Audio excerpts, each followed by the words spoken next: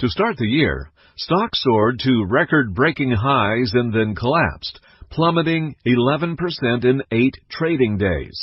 The market had climbed back by March 9th when President Trump slapped $50 billion of tariffs on China and triggered fears of a trade war, which sparked another stock sell-off. If you're a bit weary from the turbulent ride, here are the most important facts to stay focused on. On March 22nd, President Trump signed a memorandum officially targeting China's economic aggression and proposing $50 billion in tariffs on Chinese imports into the United States. China responded within days by imposing tariffs on the United States. On April 5th, the president added another $100 billion of proposed new tariffs on Chinese goods, triggering another sharp sell-off in the market. These actions followed an investigation by the U.S. Trade Representative, initiated at the request of President Trump on August 18, 2017, under Section 301 of the Trade Act of 1974, into the government of China's acts, policies, and practices related to technology transfer, intellectual property, and innovation.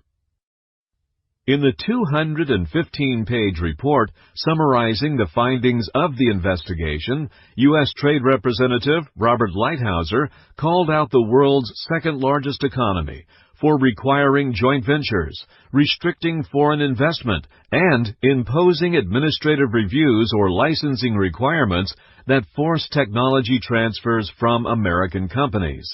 The report also cited Chinese government plots to steal valuable business information from the U.S. that have resulted in criminal convictions.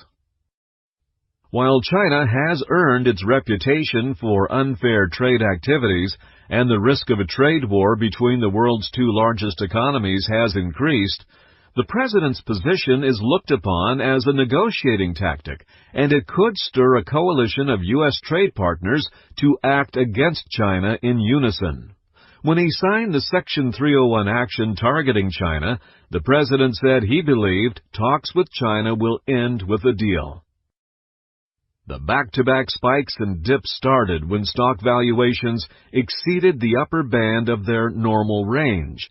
Measured by the S&P 500, shares in large U.S. companies historically averaged a price between 17 to 19 times their trailing 12-month earnings. In the euphoria that followed the signing of the tax law, the price of the S&P 500, in soaring past its usual upper range, became ripe for a fall. With prices lower, stocks have fallen back within their normal range based on earnings expected for 2018 and 2019. Over the 10-year period ended March 31st, the S&P 500 Total Return Index has gained 148%, more than doubling. From the financial crisis market bottom on March 9, 2009, the S&P 500 Total Return Index gained 372%, nearly quintupling. Expectations for 2018 earnings growth is nearly triple the norm. At 2,600, the Standard & Poor's is fairly priced, and the economy, by historical measures, is booming. Expect more plunges on frightening headlines. It's the price you must pay to achieve the risk premium historically earned on stocks.